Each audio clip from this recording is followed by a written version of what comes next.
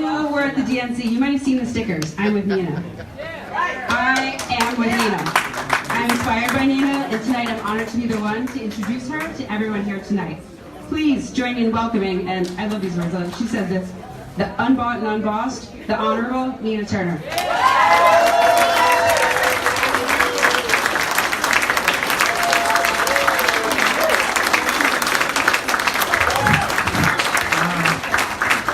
Thank you, Traci, so much for that wonderful introduction. And to NYPAN, it's such a pleasure to be here on a Saturday night with the deep progressives. The deep progressives.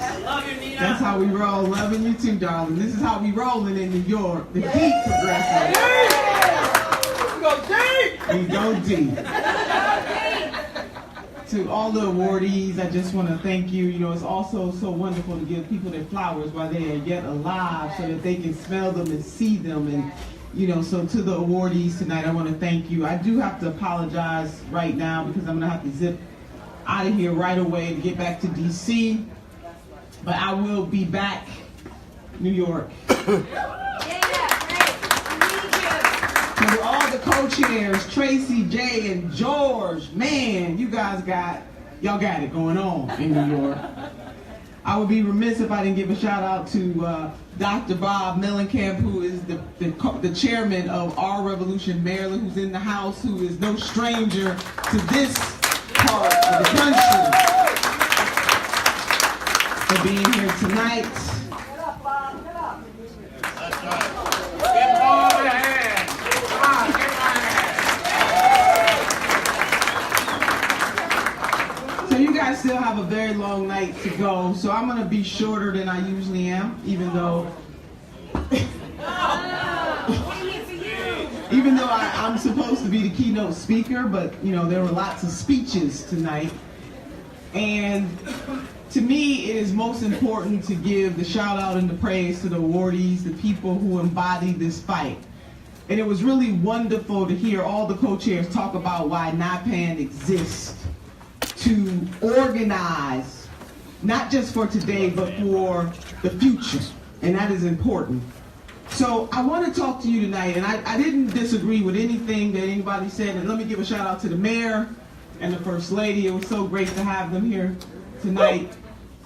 I don't know if my sister, Christine Pellegrino, is still in the house, but I want to shout her out too.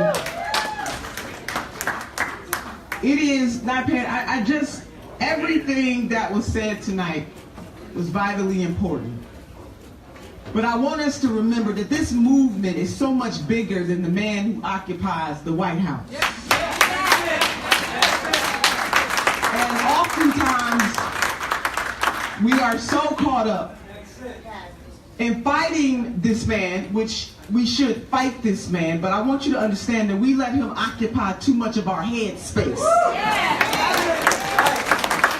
Now, tonight is supposed to be about the progressive movement.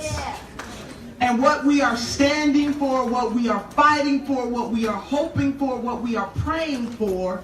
But all across this country, people continue to make him the center of the universe. And he likes it that way. That's right.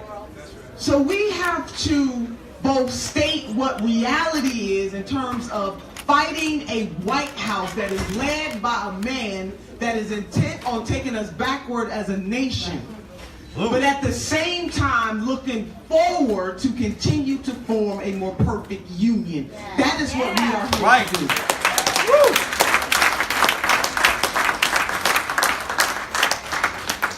So coming off of the birthday of the Reverend Dr. Martin Luther King Jr., if I can rest in that place for a minute. And every year since his birthday has been a holiday, we get together as a nation. And we memorialize a man and a movement of people that gave everything that they had, that spoke a certain type of truth to the hypocrisy in America. That's right. And we like to remember the Reverend Dr. Martin Luther King in terms of his I Have a Dream speech. But he gave so many more speeches. That's right. And if he were here today, I believe that he would be on the side of the progressives. Dr. King was a revolutionary in every stretch of the word, every stretch of the imagination. He stood up against the establishment of his day to say that it is unconscionable to treat the African American community as second-class citizens. And not only did they protest and they marched, but they planned. Yes. And they also had asked of the people who were in power things that they wanted to see done. And so my message to our movement today is that it's not enough to protest, we must plan. Right. Yes. We must ask for some stuff. I see Brother Frederick Douglass quoted in here. Power concedes nothing without a demand. It never has, and it never will. Yes. And that's where we have to be in the 21st century, continuing to pose a demand on the people who run for office and actually hold the people's power. It is our power, it is not their power, and we must continue to seize that power and hold folks accountable. Voting is only the first part of the process. It is not the end of the process. It's just a part of the process. But in order to have a democracy, we must be engaged. It is not a spectator sport. And what I like about NYPAN, to hear George say we went old-fashioned, we got in the cars and we traveled the state and we went to go get folks. See, we can have all the social media that we want, but nothing beats good old-fashioned, hugging on folks, looking in their eyes, touching folks, and talking to them about our obligation to form a more perfect union. This is our charge. When I think about this presidency, another reason why I want us to go deeper, because all of the isms that we are fighting did not start with the man in the White House, and it's not going to end with the man in the White House. And it's very easy for us to make him the target. We should call him out when he is doing wrong, but as long as we focus on him, then we can't focus on Attorney General Jeff Sessions and what he's trying to do. As long as we're only focused on him, then we can't deal with the fact that corporations will control our internet access. As long as we're focused on him, we will not do the work that is necessary to reclaim the 1,100 seats that Democrats lost over the last 8 years. As long as we're focused on him, we will not plan to take back governor's mansions and Secretary of State's offices and state legislatures. What am I saying, sisters and brothers? I'm saying we understand what we're dealing with when we deal with the man in the White House. But that is the easy part. The hard part is calling out the Democrats of this state.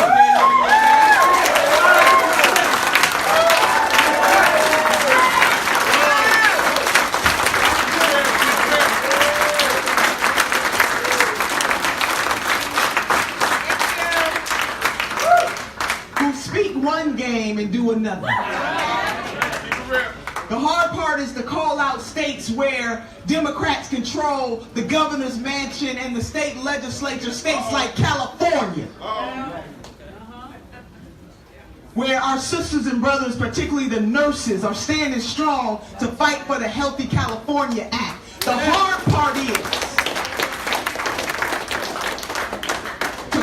a Democratic Party that has lost its way and in some cases lost its mind. That's the hard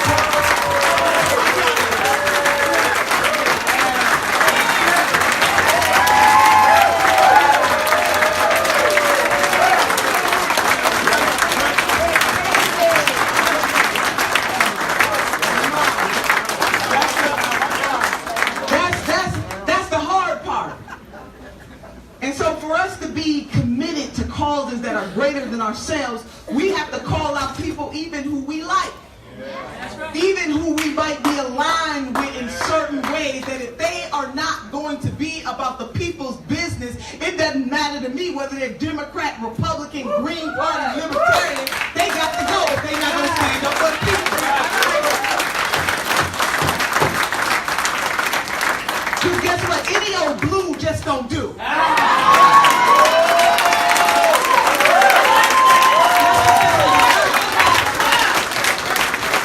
old blue just won't do. I'm just saying. No, I'm just saying, any old blue just won't do. And so we got to hold people accountable. You know, when Senator and I were in Louisville, Kentucky, and I got a chance when he was on the floor voting against the GOP tax scam. See, don't even give me, I got so much that I got to get. Let me tell you something. You shut down the government for 3 days. You shouldn't have did it at all. Can I just say that? That the Democrats, with the exception of 18 of them, including our senator, our beloved Senator Bernie Sanders. But let me just say this, Democrats, you got to have backbone in this business. What did you think was going to happen when President Obama signed the executive order to create DACA, which was the right thing to do? We knew from 2012 to this moment that it was temporary. What did we think was going to happen? And why weren't we working, we, i.e. those folks who are in the Congress, working from 2012 to this moment to try to figure out how to make it permanent? We knew what it was going to be. I would hate to think that some folks was pandering. I would hate to think that some folks were doing what was politically expedient in the moment. I don't want to believe that. But all I'm saying is that we knew that it was a temporary thing. And so in the planning of it, Democrats should have been working expeditiously to make it permanent for 800,000 young people brought to this country. Any old blue just won't do. And then they got the pure unadulterated gall, the only shit. I mean, and I'm not saying shutdown is not, you know, shutdown is a serious business. Don't get me wrong. But if you're going to do it. Do it. I mean, if you're going to do it. And then only got from Leader McConnell a might, maybe might. Any old blue just won't do.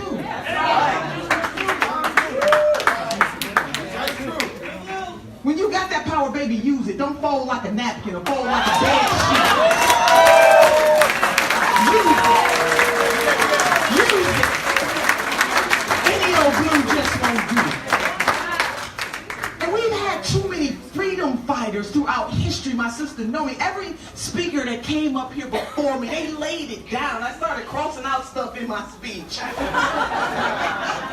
So I come here tonight to both salute you, NYPAN, and to encourage you to continue to fight against the forces, whether they be Democrat or Republican, who refuse to stand up for the people. Period. Dot. Exclamation point. Meanwhile, back to Dr. Martin Luther King Jr. I am bringing him up for a reason. Do you know that before Dr. King was assassinated, he only had a 32% approval rating? Understand this. See, people got revisionist history. They're all in love with Dr. King now. Dr. King stood against the establishment of his day. And in the same way, we're standing against the establishment of our day. Don't let people fool you. Talk about how much they celebrating Dr. Martin Luther King Jr. and we gotta beg folks to stand up and unequivocally say that Medicare for all is the way to go. Dr. King said of all the injustice within the healthcare was one of the most tragic of them all. I'm paraphrasing, but that's what he said.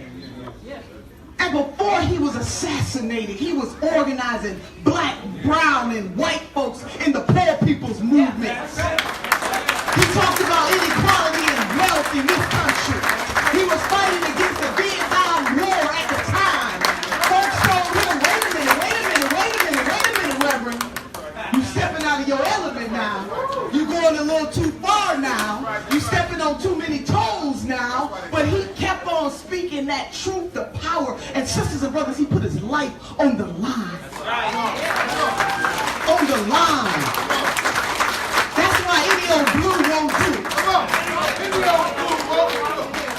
And under the oppression and the suppression and the trying to take this nation backwards, that we have to deal with the GOP and not to have a Democratic Party who will stand boldly in the FDR tradition.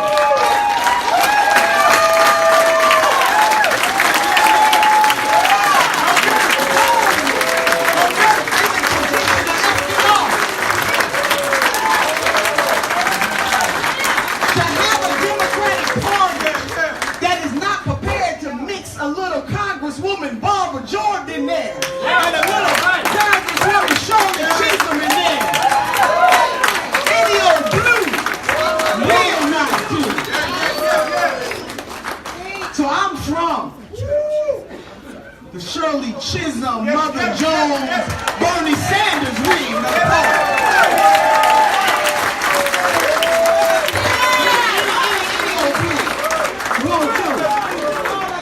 Oh yeah, I'm unbought and unbossed. When Mother Jones said that she would fight, pray for the dead, and fight like hell for the living, that's how we rolling. But when Congresswoman Barbara Jordan, NYPAN, I want you to, can you live in this space right here with me just for one moment? When she said what the people want is simple. Simple, not complicated, simple.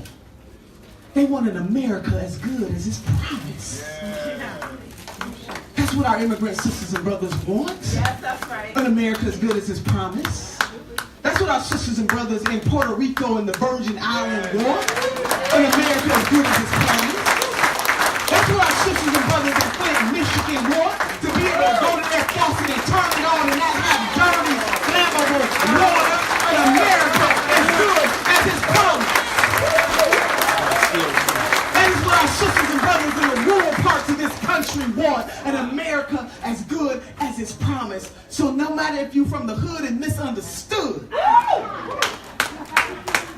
or you're from the rural parts or the suburban parts, sisters and brothers, we must unite based on what we have in common. Our purpose, our goals, our hopes, and our dreams, which is to make America everything that it should be. And when folks talk about us wanting ponies, hell yeah, I want all my ponies. I do want the ponies.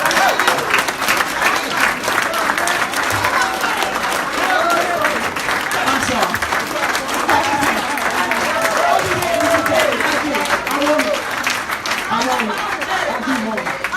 We can have it. If Medicare for all is a pony, I want it. Right. Yeah. If college for all is a pony, I want it. Yeah. If making sure that people have paid family leave, we want it. Right. Why should we accept anything less in the wealthiest country on the face of the earth? In the words of the urban poet Tupac, we got money for wars, but we can't feed the poor. Any old blue.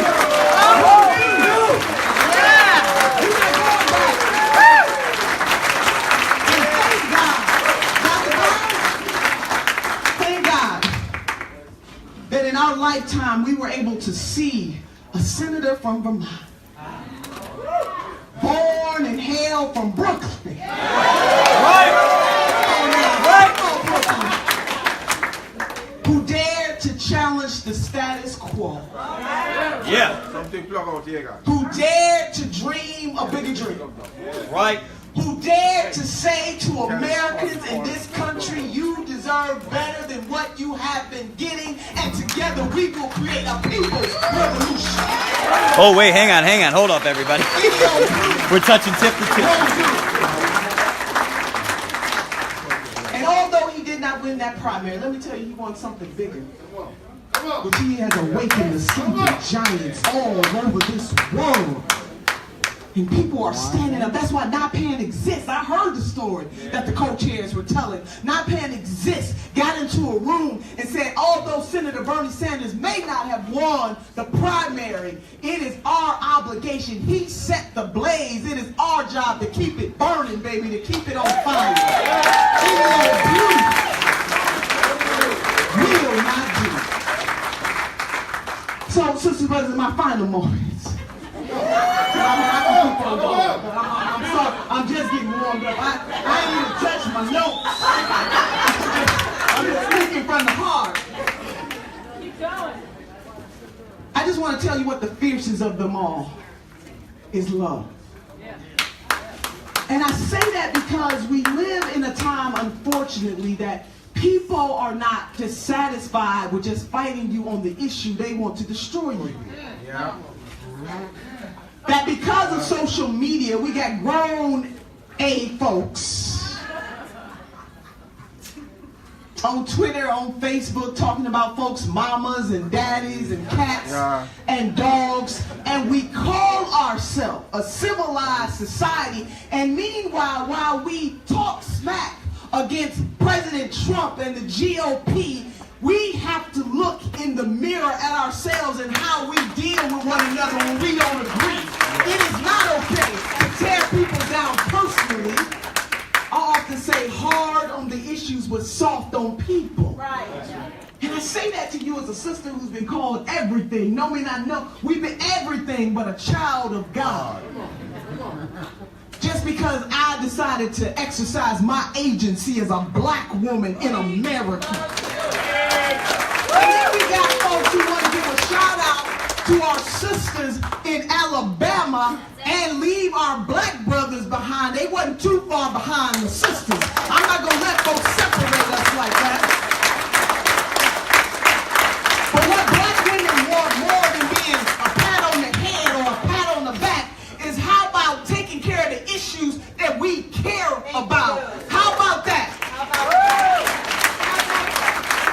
You know, we tired of being called the backbone. We know that.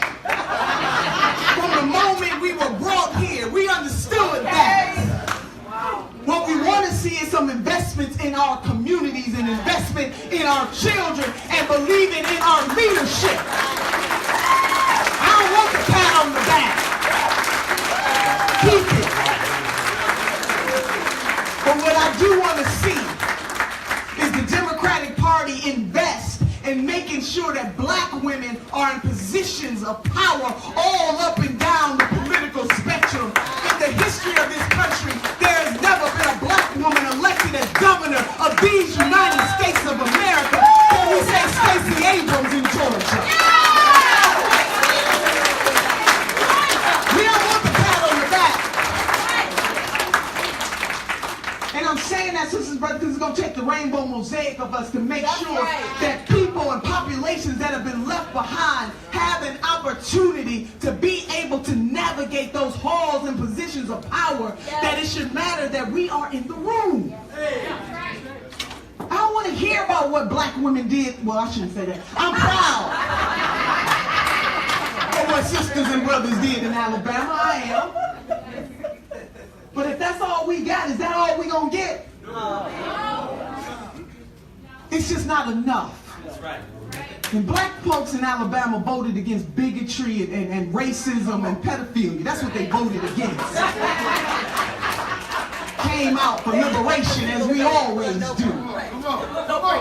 I'm saying this in a mixed audience. I want folks to know that the rainbow mosaic of humanity is in this room. I tell this story, I will speak this truth, because I don't speak one thing in one room and another thing in another room. In order for us to form a more perfect nation, we're going to have to do it together. We are going to have to understand, as Reverend Jesse Jackson said, that this is about caste and class. That we are not going to leave any of our sisters and brothers behind. None of them.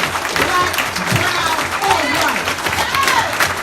And don't let these politicians try to separate us. Jesus Christ, when I start calling them Jesus, it's real. So meanwhile, back at the ring, love is the fiercest of them all. Yeah. Right about that. So it was for the love of this country that my ancestors fought generation after generation so that those of us who are in this room tonight could be here. Yeah. Right.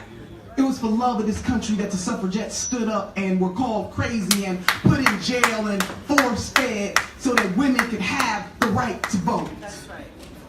It is because of love that the Reverend Dr. Martin Luther King Jr. and his contemporaries, because it takes teamwork to make the dream work. He is the man that we mention he is the face of it all, but he would tell you that there are lots of folks working beside him, sisters working beside him. We don't shout out Coretta Scott King enough either. Yes. But he stood up because it was about love. Love is not weak, love is strong. And it is for the love of this country that we assemble in this room tonight on a Saturday night in January 2018 to affirm that we will continue to work for progress that we may or may not see. But baby, when it comes time to pass the baton to the next generation so that they can run the next leg of the race, they will know that NYPAN was all up in this, that any blue will not do.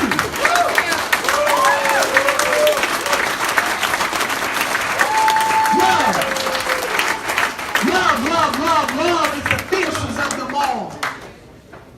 And I know it's hard to love some folks sometimes. I know. I had one of my mentors, Dr. Bob, she said, look, God loves you and I'm just trying to like you. And I'm feeling that. But I do want us to try, our movement to try. Try not to allow people to pull us down to the dark side. We got to continue to stand up and fight the issues and not talk trash or smack about people personally. Don't get divided. Don't do it. And if I can say to you, you know, I have a brother, and don't y'all, now see, don't boo when I say this. Y'all got to hear me out now. And I'm saying this because I come from a mixed family.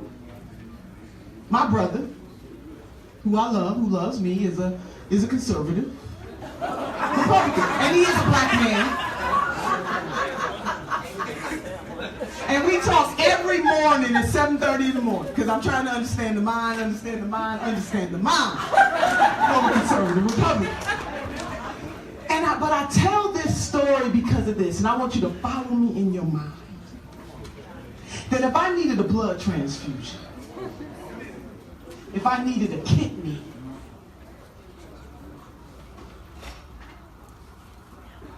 if I was laid up in the hospital, it is that conservative Republican brother who would be right by my bedside. So we cannot allow the 2016 election to divide us so much that people are not even talking to folks they love no more. Why would we give that man that much space in our heads and in our hearts that we just turn against each other? That every Trump supporter is a racist. That's wrong. It's not true. It's not true.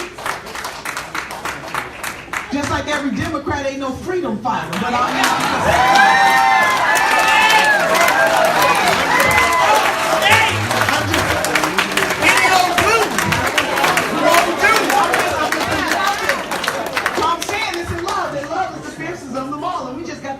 accountable. Now, do I think that the Democratic Party should be the party that helps to deliver folks? Absolutely.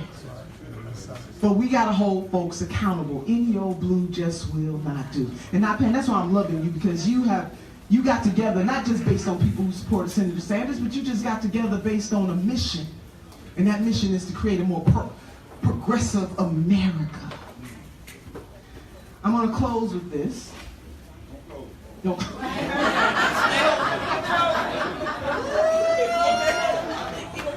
I'm going to close with this. I think Dr. Bob knows where I'm going. I'm telling you guys this, and none of us are perfect, but we got to try every single day. And I really do mean that. We got to try every single day to stay focused. We must protest, but we must also plan. Because progressive, let me just say this to you. This is about economics. Yes.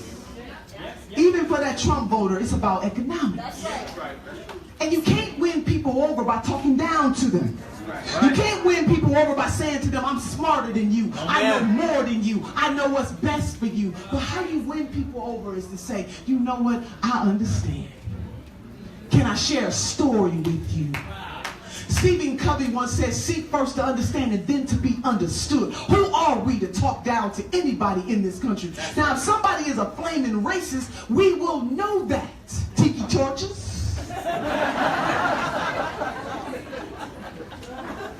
But sometimes it's just about getting an understanding with folks and not talking down to them. You can't win folks over by talking down to them.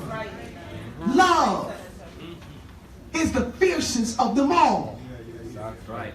And people are hurting in this country. And people try to vote in the best interest in doing the things that they think is right in the moment and the time. We might not agree with it. And the fact that we have a president that's brought back the colored water fountain and the white water fountain, it's all up in our face. But the reason why it's all up in our face is because it was there all along. He's just elevated it. So that's why we must continue to fight and to push regardless of who is in the White House. They don't control our absolute destiny. Not in the United States of America. Love is the fiercest of them all. And the reason why I fight so hard for the underprivileged, black, brown, and white, lottie-dottie and everybody, as my grandmother used to say, is because I know what it means to struggle. I know what it means not to have food on the table. I know what it means to have two parents who got married very young and it just didn't work out, and living the majority of my life in a single mother household who was of the working class, did the best that she could. But how many of you know that some of us fall short in this life? And my mother is just one example of somebody that fell a little short. She loved her children, but some of the decisions that she made in her life had an impact on her children. That is why it is our job in the progressive movement to look out for everybody, because nobody can determine who they're born to. And I say this as someone who watched my mother cry herself to sleep during Christmas because she couldn't afford to get 7 children Christmas gifts. Yeah. Or a mother who was too ashamed to say that she couldn't afford to pay the utility bills, and so she had her children in the living room praying to God to turn the lights back on. I say that as somebody who knows what it's like not to have adequate food on the table. I say that as somebody who lived in a household who at times 7 children slept in one room. I say that as someone who lost her mother at the age of 22 years old. My mother was 42 when she died with her dreams deferred, leaving 7 children, of which I am the oldest, with nothing. She had no life insurance policy. She had no money in the bank. And she died on the system. Safety nets do matter. Us lifting people up does matter. And we don't know from one day to the next what somebody in this country may be going through. So don't act like we were birthed into this world a Democrat or a Republican. We were birthed in this world as human beings who should care about humanity more than we care about a political affiliation.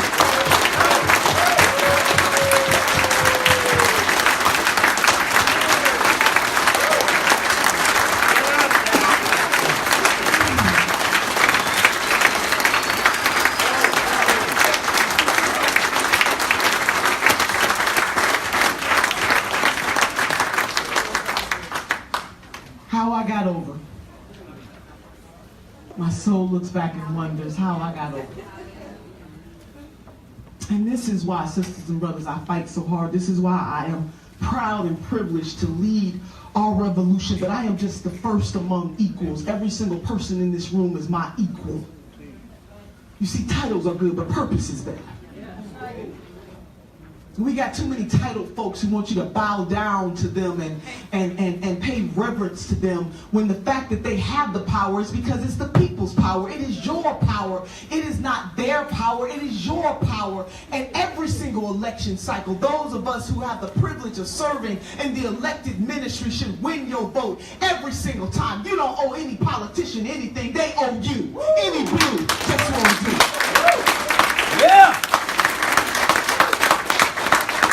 And it's not enough for us to talk about how bad the Republicans are or how bad the person in the White House is. It is, what do we stand for? What are we going to fight for? What are we working for? What are we hoping for? What are we dreaming about? Yeah.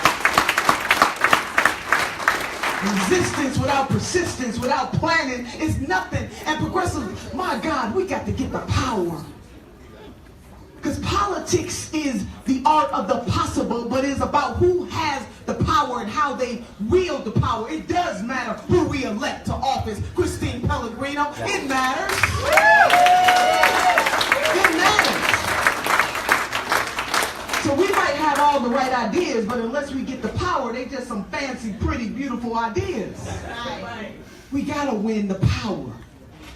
And then when we get the power, to wield that power in a way that lifts our communities, our state, this nation, and this world. And that is why we must hold the Democratic Party accountable. Yes. Woo! Thank you. Please. Just like this. Right. It's my real clothes now. I'm starting to feel it now. I got to get out of here. I want you to keep the faith and keep the fight. And I want you to know that from any day to the next, you don't know what the person to your left or to your right is going through. That's right. Every day we should try to say a kind word or give a hug or lift somebody, because you just never know. But by the grace of God, there go I. That's right. So I gotta leave you with Grandma's 3 bones. Can I do that, New York? Yeah. Can I close on that? Yeah. The wishbone, the jawbone, and the backbone. You know, my grandmother was born in 1913. She couldn't read or write, but sister, she could count her money. And she kept her money in the Southern ladies' banking trunks with a handkerchief. When I asked my grandmother, what does it take to be successful in this thing called life, she said, my dear granddaughter, all you need are the 3 bones, the wishbone, the jawbone, and the backbone. She said the wishbone will keep you hoping and praying, because hope is the motivator, but the dream is the driver. The reason why we do what we do each and every day is because we hope and believe that tomorrow will be better than today. She said the jawbone will give us courage to lift our voices, to speak truth, to power, to not sit on the sidelines, to be actively engaged. As I said, titles are good, but purpose is better. Yeah. But she said the most important bone of them all, the supercalifragilisticexpialidocious bone, is the backbone. Yes. The backbone will keep us standing through all of our trials and our tribulations. And in this life, sisters and brothers, we gonna go through some stuff, but we can't have a testimony without a test. And we are being tested as to whether we got courage enough and conviction enough and hope enough and love enough to stand up to do what is right, but to also do it in love. Because love, sisters and brothers, is the fiercest of them all. God bless you, NYPAN.